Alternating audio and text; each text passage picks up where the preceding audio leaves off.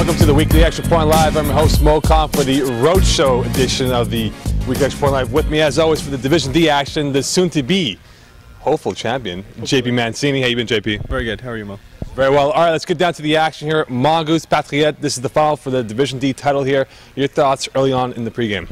I think both teams are playing very well right now. They're probably both playing the best they've played all season long. The Patriots got over that hump by beating the Eagles. They'd struggled with them in the regular season. That was pretty much their only blemish. And they proved everyone wrong that there was no problem between them and the Eagles last week, and they pretty much won that game convincingly. And Mongoose didn't have as much of a challenge in their conference. It was a bit weaker division. They were able to get through some teams that may not have belonged in the semifinals last week, but they're playing well, and hopefully they can continue that this week. All right, let's look at the matchups right now. The first one to look at here is Alexander Godet. What type of impact will he have in this football game? Godet's going to have a huge impact. I mean, he's playing QB for the Mongoose, obviously, but he's going to have an impact on both sides of the ball. He's one of their best defensive players and their best offensive player, most important offensive player anyways. He's going to have to play a part in defending one of the good Patriot receivers. They have three guys who've put up a lot of yards in the playoffs, and I don't know where they'll match him up against one of those guys, but he'll definitely be on him to perform well on both sides of the ball. On the other side of the football, we have from the Patriots, Etienne Chauvin, who's had a phenomenal year up till now. How big of an important factor is he for this football game? Huge, obviously. I mean, he's been the MVP in the league all season long for the Patriots. He's definitely the best quarterback left in the division, or the best quarterback in the division, period. And he's going to, I could see him probably throwing for 250 yards in this game, win or lose. He's the kind of guy that's going to put up numbers. It's going to come down to, will he be able to put enough to get by that Mongoose defense, which has been extremely strong, particularly in the playoffs. Looking at the football game in hindsight, the press conference, we all saw how both teams were. Patriots were a little bit more serious than the Mongoose were. But looking at the Mongoose in hindsight, their ball hawking abilities that they have, do they have to be physical with this Patriot team to get in their heads? Absolutely, they're going to have to be physical. If they're going to back off and let receivers run wild, they're going to be in serious trouble. I mean, that's what the Patriots do best. They like to have their receivers run wild and get into the open spaces, and Chauvin usually puts the ball into spaces where they can make plays. The Patriots had a lot of quiet confidence during the press conference last week. They didn't say very much, but whenever they did, they were pretty confident in their abilities, and they should be. I mean, the way they've played this season, they have no reason to think that they shouldn't win this game. The Mongoose, they're going to have to get whatever they can, whatever little advantage you can. If you can get away with a little bump or a little hold here and there, they have to do that, because that's the only way they're going to slow down these receivers. Speaking of the receivers, Belanger, Pereda, these guys combined for 23 touchdowns during the regular season. How big of an important factor these guys will be? Will they have to be effective from the get-go? I think they will be effective. I don't think you have to worry about that. I mean, the issue is going to be, how will the Mongoose cover them? Do they play a zone defense, or do they match up and try to slow these guys down? Because there's no way they can have these guys running their simple routes. If they're going to play zone, I think they're going to find open spaces. I think the best way to slow them down is to try and play the man and hope for some good bounces and get physical. Maybe an interception here or there turns the tides for the Mongoose. Mongoose, do they have to milk the clock on offense to really limit the number of possessions for the Pats? Absolutely. I think they're going to do that. You're going to see them try and hold on to the ball for as long as possible. You have two different styles of offense. One offense is Mongoose will grind it out and take their time down the field, and the Patriots, they're best at just striking deep and trying to score quickly. And they enjoy putting up a lot of points, so I don't think you'll see them be too concerned with clock management. And Mongoose will definitely have to try and run the ball as much as possible, get short plays, use every down if you can. If you can get to third down and short, that's their goal for every possession. And finally is prediction time, JP. We're minutes before the football game here. Who do you have winning this football game, and who will be hoisting the Division D title at 7 p.m. or so? I've gone back and forth this week. I think the Patriots, they're definitely the better team. I kind of swayed a little bit to Mongoose, but I wrote in my article I'm sticking with the Patriots, so I'll do that. I think the Patriots will win this game in a close one by a score. I'll go with 32-24. All right, so there you have it, JP picking his team to win this football game here. Let's go down to sideline and get some sideline interviews from our sideline reporters. Coming up next, the Division D highlights. Je suis là avec Patrick Trahan des Patriotes. Donc, Patrick, bienvenue. On est à quelques minutes du match. Première question que je pose à chaque fois. Comment sentez-vous? Quel est l'esprit d'équipe en ce moment? L'esprit d'équipe est au maximum. On est prêt. Sérieusement, l'équipe a été bien toute la saison. L'équipe a eu beaucoup de succès, surtout offensivement. Et à chaque match, on a toujours produit. Puis l'équipe, sérieusement, la chimie est là. Les boys s'encouragent, puis on est prêts. On a hâte de jouer. OK, je comprends. Nous, on a hâte de vous voir jouer aussi. Moi, la première question que je vais vous poser, c'est que la semaine dernière, il y avait le gros match contre les Eagles dont on parlait depuis le début de l'année. Ouais. Vous êtes joué la semaine 10, je pense. Oui, Puis vous avez perdu, là, vous êtes revenu. Mais là, on parlait un peu de ça comme un Super Bowl. Il y avait tellement... C'était médiatisé. Tout le monde parlait de ça. On disait que c'était les deux meilleures équipes. Là, vous avez gagné ce match-là, puis vous êtes rendu dans la finale. Qu'est-ce que vous devez faire pour garder le focus sur ce match et non penser après la semaine dernière que, OK, la plus difficile est faite? En partant des Eagles, premièrement, on les respecte beaucoup. C'est une équipe qu'on respecte beaucoup, qu'on apprécie jouer avec ces gars-là parce qu'ils sont respectueux, puis c'était toute une partie de football. Maintenant, comment on fait pour garder le focus? C'est pas compliqué, on applique la même recette. En gagnant, l'esprit d'équipe augmente. Dans la tête, mentalement, tout va bien. Sérieusement, je vous le dis, on est confiant. On a une bonne équipe de football, des bonnes têtes de football. Chacun fait son rôle, on applique la recette. Bingo, la recette va être bonne. OK. Ben, est-ce que vous avez regardé les conférences de presse qu'on a faites lundi un peu? Est-ce que vous avez jeté un coup d'œil? OK. On dirait que Mongoose, il montrait un peu moins de respect, justement parlant des Eagles. Hein, ils étaient assez confiants. Est-ce que vous avez une réponse à donner à cette confiance qu'ils ont eue? Vraiment, ils ne s'en souciaient pas de jouer contre vous. S'ils jouent dans la tête, s'ils se disent qu'ils n'ont pas de chance, évidemment, ça va paraître. Ils n'ont pas le choix de jouer de cette façon-là. De notre côté, nous, à la conférence de presse, un de nos membres de notre équipe, Étienne Chauvin et puis Nicolas, ont juste manifesté qu'on est prêt pour cette partie-là. C'est pas compliqué. On s'est préparé toute la saison. On joue avec confiance. Puis de leur bord, si mentalement, ils sont plus ou moins conscients qu'ils nous affrontent, parce qu'on sait qu'on a une grosse attaque. C'est pas compliqué. On va mettre 30 points aujourd'hui. Là. Je vous le dis, on met 30 points. Là. À la fin de cette vidéo-là, vous allez voir, on va avoir 30 points. Là. Minimum? Minimum. OK. Notre attaque, je suis parfaitement conscient. On a une grosse offensive et défensivement, on va stepper up puis on va être prêt. OK, bien justement, en parlant de la défensive, donc on parle toujours de votre offensive, mais là, votre défensive va devoir faire le travail aujourd'hui. Donc, est-ce qu'il y a une stratégie particulière que vous pensez implanter contre cette équipe en ayant vu des matchs? Sûrement, je sais que vous n'avez pas joué contre eux pendant la saison, mais sûrement que vous avez vu jouer. Donc, est-ce qu'il y a quelque chose de particulier? Ça se joue entre tes deux oreilles. Sérieusement, ça se joue entre tes deux oreilles. Il faut que tu aies confiance. Dans la vie, quand tu es confiant, tout va bien aller. Et là, c'est sûr, c'est facile à dire. Il faut l'appliquer maintenant. Comment on va l'appliquer? C'est en s'encourageant, en se motivant. Il ne faut jamais lâcher dans la vie. Rudy le fait. Connaissez-vous Rudy? Oui. Parfait, on va appliquer cette recette-là. Okay. Aujourd'hui, 45, le rusher des Patriots, pour faire son maximum comme le reste de l'équipe. Inquiétez-vous pas, ça va bien aller. OK. Puis, dernière question, une prédiction particulière. Là, vous avez déjà dit que 30 points garantis, mais là, une prédiction comme pour le match, quelque chose de particulier que vous allez dire? Du trash talk un peu, s'il y en a. Je vais respecter l'autre équipe. OK. Donc, juste une prédiction pour démontrer le niveau de confiance. Du 38-27. 38-27. Du 38-27. Patriote, évidemment? Patriote, évidemment. OK. Bon. Ben, merci beaucoup, puis bonne chance. Merci beaucoup, monsieur. OK. À tantôt. Thanks, Mo. I'm joined by Jason LaChapelle, star player for the Mongoose, just getting ready to start his game, so we won't take too much of your time, Jason. Thanks for joining us. Just quickly, just talk about what is the team morale right now. How are you guys feeling going into the final matchup? We feel pretty good, we know the hype is on the Patriots, so we're kind of, the pressure's on them, we think. We're going to try to go an early start. Best thing is they start with the ball, 1, 2, 3 punt, we go and score, and we're going to try to control the ball a lot, because their offense is really powerful. Yeah. So we feel like they go less than 30 points, we're able to put up 30 and win that game. So we feel pretty good. We're relaxed. They won last week without me. It's not that I'm saying, but the pressure was on them, and they were able to step up. Small players stepped up and played big. So if they play big today, and the morale is up, then the game's going to be for and us. Also talk about, you just said last week you were not here. Now you're back in this game. What kind of adjustments the team has to make? Do you feel like you're back in game shape? You feel like maybe you're a little rusty because you had a week off? Yeah, I was in Vegas. I'm pretty rusty. But I think the team is just, we're going to do like we did the first 10 weeks of the game and 11 weeks with the playoff. We're just going to do the same thing, run our offense, and it's just, the question I'm here or not is just to catch. It's pretty much in defense. Question that where our matchup we're gonna go. Yeah. So it's usually me against their best player. Now it's their quarterback, so we're probably gonna go either me rushing or going corner. We're gonna see. We're gonna mix it up to try and take their focus away too. So. And also, what kind of a plan does Mongoose have now for Chauvin? Tim Chauvin, he's having a great season. Everyone talks about he's a two-way player, but offensively, he is the heart and soul of that team because he's a quarterback. So, what kind of a looks do you have to give him? How do you take him away out of the game?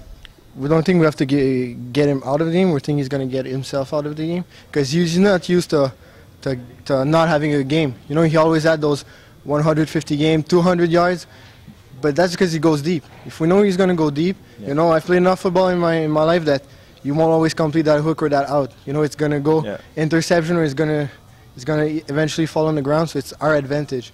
If they want to go deep, then we're going to be ready because we know what they're doing. Yeah. Then for us on offense, they never know what we're going to do because we always mix up our formation, always mix up who's the quarterback. Even when I'm a quarterback, I can throw, I can run. Our Godet, Alex, who's been playing tremendously QB, also has, I think, all my touchdown I threw to him. So if they don't know, then I'm going to throw to someone else. So we can mix it up a lot. So I think that's our advantage. Then their offense is always 2-2 and throw the ball deep or short, but you won't always complete it short. So. And now last comments. I mean, you're starting the game very soon. You know, any last predictions you want to give to the game? I mean, do you feel like you need to come up to a fast start? You said you prefer to have defense first than offense. Yeah. Any other strategy that you have going into the game? Not really strategy, just going to play football. And we'll see what happens. You know, it's a championship game, so it's everyone's game. You know, even even the last team could play today and play good because you know the hype that is a championship game. We all want to win. We all want to celebrate after. So definitely. Even if it's a Div D game, like, you know, we're still there. You know, we played our asses off all year. Even though we had a good season, we went through hard games, and I think it's going to go down to the wire. But the first one that throws a pick is in trouble. He's in trouble. Or the first one that goes 1, 2, 3 out, he's going to be in trouble. So. Perfect. Well, you know what? This is Jason LaChapelle giving his words of the game itself. You know, good luck getting in the game. Mongoose against Patriot. Highlights next.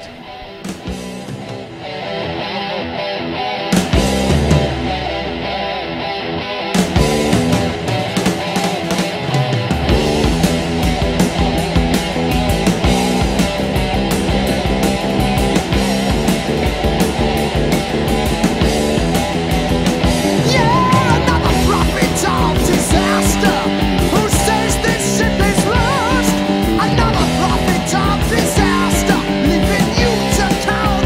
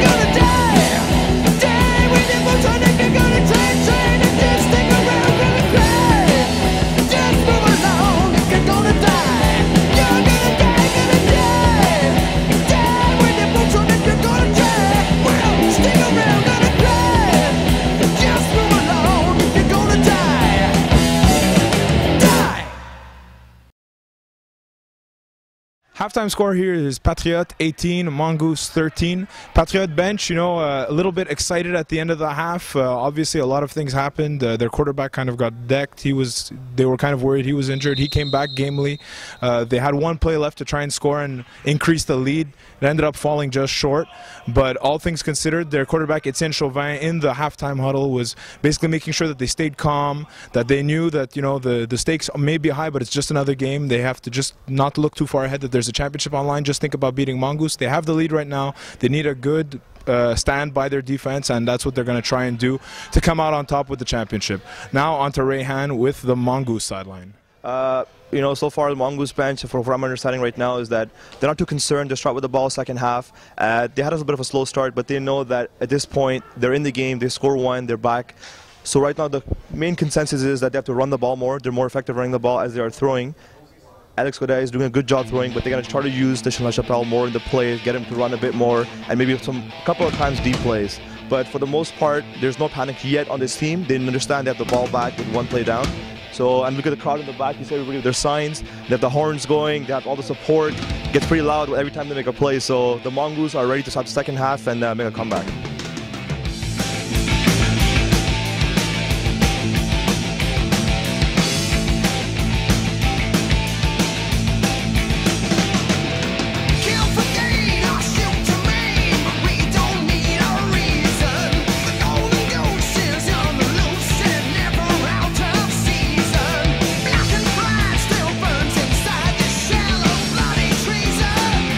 Here's my gun for a barrel of fun, for the love of living.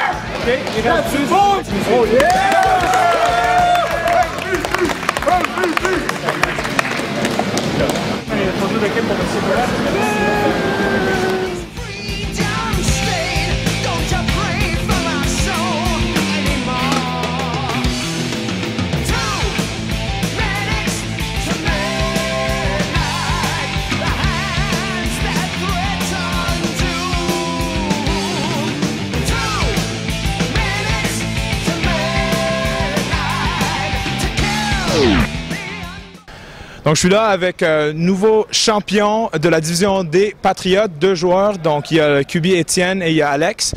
Donc, félicitations les gars. Premièrement, comment ça sent? C'est le fun de gagner. On a été déçus l'année passée de perdre dans le premier match des séries. Puis là, on a le sentiment du devoir accompli. C'est le fun. C'est à peu près la même chose. Je veux dire, on est bien heureux de cette game-là. Ça a bien tourné pour nous autres. On a contrôlé le match. Fait que le plan de jeu a été respecté de A à Z. On est très heureux.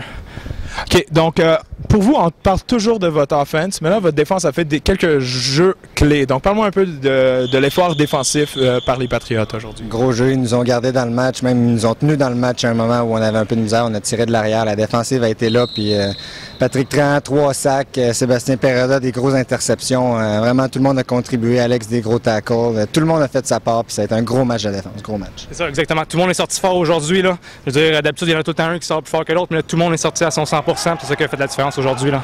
La défense a vraiment donné le tout pour le tout, là. On dirait que le vent allait tourner vers le Mongoose vers la fin de la première demi. On a vu que tu t'es fait plaqué un peu, genre, quasiment. Donc, tu étais un peu blessé, mais tu es revenu après ça. Puis là, il y avait le dernier jeu avec sur le gros pic. Vous avez eu une chance, mais vous n'avez pas scoré. Puis là, la deuxième demi commence, puis ils scorent, ils prennent les devants. Donc, parlez-moi un peu de cette séquence-là, parce qu'après ça, vous avez vraiment su reprendre le contrôle. Donc, qu'est-ce qui est arrivé dans le huddle? Qu'est-ce que vous vous êtes dit pour ne pas perdre le contrôle, justement? Juste rester calme. Je pense qu'à un certain moment donné, tout le monde était... Il y avait beaucoup d'émotions. On a tiré de l'arrière. On a calmé tout le monde, puis on joue pour le fun. Ça a été... un coup que tout le monde s'est calmé puis est revenu à jouer leur match, là, il n'y avait pas de problème. On a pris le dessus, puis ça a bien été. Comme il dit, Étienne nous a ramené au basic, nous a ramené la tête froide, puis c'est ça que ça a donné. On a pu compter des points. OK, bien parle-moi justement de Étienne. Donc, c'est le joueur le plus utile pendant les séries pour les Patriotes. Donc, parle-moi un peu de son effort ce soir et pendant les séries et toute la saison. Ce soir, comme je te dis, là, il a su être le capitaine de l'équipe à l'offense, puis même nous ramener la tête froide à la défense aussi quand on s'énervait un peu trop. Là.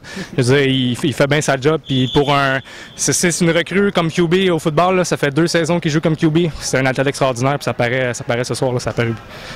Bien, félicitations les gars, vous avez eu QB de l'année, je pense receveur de l'année, 5 All-Stars, je pense, 3. Anyways, vous auriez pu en avoir quelques autres. Hein? MVP et championnat des séries Division D. Donc, félicitations Patriotes, champion. Dernier mot avant de partir? C'est monter de division, puis continuer d'avoir de la grosse... Exactement. Ben, nous aussi, on espère vous revoir pendant l'hiver. Félicitations encore les gars. Merci pour tout. Welcome back to the Weekly Extra Point Live Road Show, post-game show brought to you by Ray, Ross, and Darren. Let's break down the recap of the 4 finals that we had tonight at Catalonia. First finals, Division D. Ray Starwar, your thoughts on this? Were you surprised by the outcome, given the fact that Mongoose did give the Patriots a good run for its money towards the end of the football game?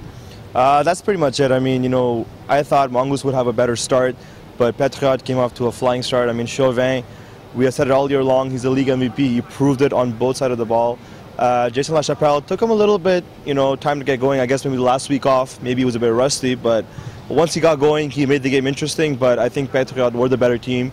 They proved it on every play, and in the end, it was tough for Mongoose to catch up to them. All right, looking for next year here, Pats, Mongoose, where do you see these guys next year? Honestly, I think they both have the talent to be in Division 4. I mean, if they're in Division 5, they're probably, you know, a lot better than the teams that will be there. So I can see both teams competing, and Patriot maybe even with some of the better teams in Division 4. Division C action here. We had our very own JP Mancini, who's not here with us. Celebrating. Eating pizza, from what he told us. Eating pizza and drinking milk. The victorious Briscoe High Hawks defeating the Triple MT on a last play, essentially, in which they made a big stop on defense. Ross, your thoughts on this football game? You know both teams very well in the pre-game show that we did, but what made the difference for this team to win it over Triple MT? Well, I think that basically the quarterback play and the stepping up from the role players from Briscoe High Hawks was really what pushed them over the edge. They came together after a first half that I wasn't so convinced that Briscoe High would be able to pull this one off, but they came together, they adapted their defense. Ben Joseph and JP Mancini basically restructured their defense at half. Omarniak played amazing at rusher in the second half in order to get enough pressure under Bishara and not escape the pocket. And at the end of the day, the team that made the most plays won, and effectively Bishara basically, I think, locked on too much to Eric, his brother, and that resulted in a loss. All right, 2010, what do you foresee these two teams? Will they be in Division 3, Division 4, depending on how things play out? Well, I think Briscoe High is suited if they can keep their core together to stay in become a Division 3 team. At the same time, I think, MMAT is Dirty Birds, so they'll for sure be back in Division 3. Division B, the G-Men essentially had this game in control from the get-go. They were up by as many as 20 points midway through the second half of the football game here, defeating Prestige Worldwide L. Not so prestigious. Because they became Prestige Worldwide losers because they lost this football game. Easy. No, they had a great season. Talk about kicking somebody down. Congrats to them on a job well done this year. But Darren, he just didn't want, there would have been too many W's if they won. It would have been triple W. Now exactly. It's WL with a loss. Darren, looking at this football game here, what difference did Gianni Satino make? We saw the quarterback presence, the moxie that he had, finding the right guys at the right time. What difference was he in the football game? It seemed like he wasn't flustered at all. I love this in Gianni.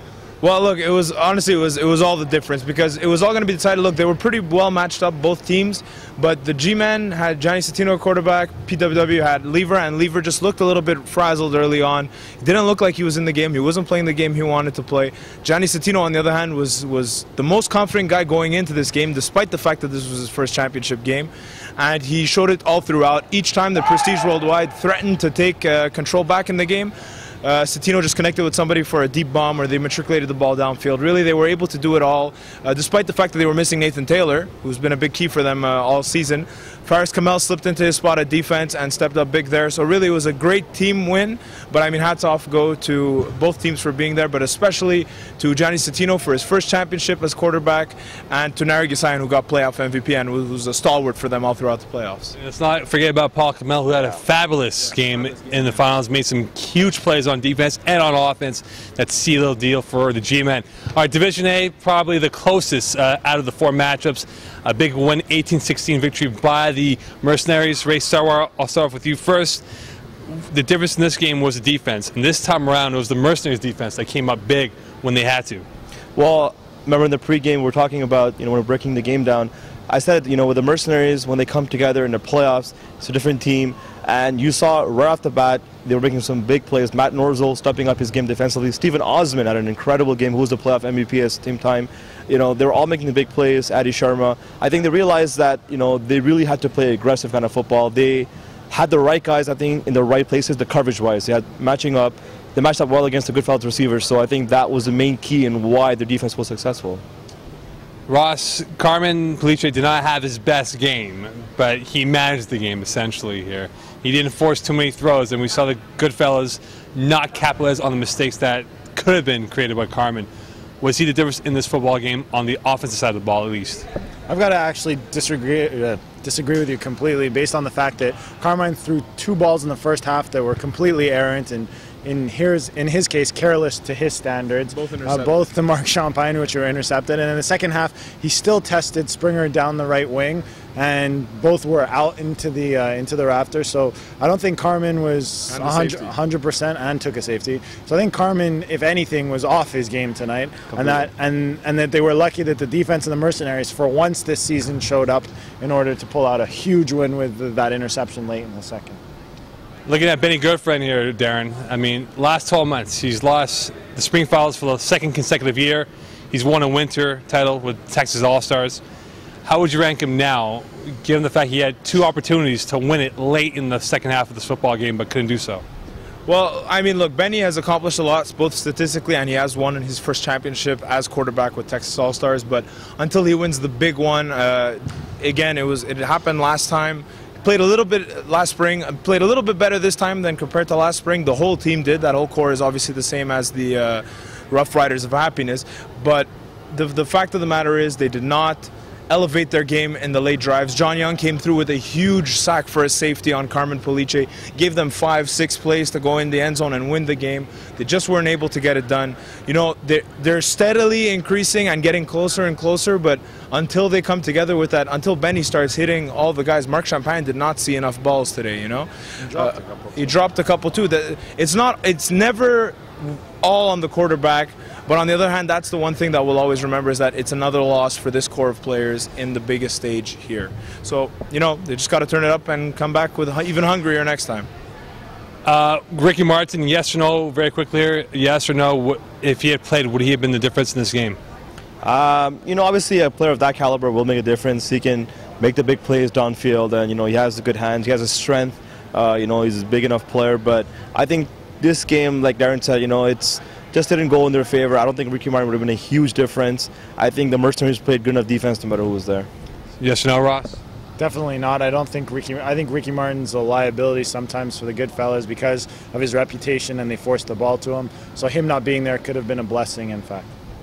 It's a mixed yes for me, because on the one hand, look, obviously he's a great tool for them, and a lot of those deep he's a great, especially on the deep post routes. A lot of times they go to him. This time they were going to Jamal Pierre, but Jamal Pierre, because he did step up his game offensively, made some big catches for this team. So the absence was not felt as strongly as it could have. And, you know, hats off. Like I said, they played their best game. They gave it a good shot, but it just wasn't enough in the end, and the Mercenaries are the champs. So there you have it, the recap of DA, DB, DC, and DD, completed by the four of us, the original members of the Weekly Extra Point Live. Who knows? Stay tuned. Stay tuned for 2011.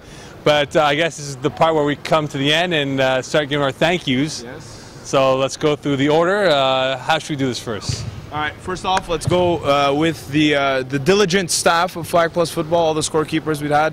Golden Boy 2.0, Alex Porras, but in addition, Eddie Tarabay, who was also scorekeeping during the season, and the other scorekeeper, Mike Bird, Ben Joseph, who joined the staff, obviously the Weppel guys, you know, Ross, Rayhan, Mo, myself, JP, Bomb Squad filled in, you know, and now he gets a championship to boot, which even furthers our claim that if you join the Weppel, you get a championship, because both JP and Bomb Squad got their championships.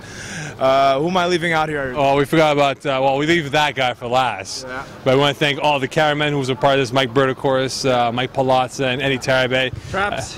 As much as we like to make fun of Eddie Tarabay for being not Mike Palazzo-esque, we still love him to death no matter what. So will not beat him in Street Fighter ever. Don't even think about it. I'm convinced today I'm convinced that he was playing Street Fighter during our tapings of the Weekly Extra Point Live. Our beloved floor director is going to give us one of these soon. So yeah, and the wise words, Mo Khan.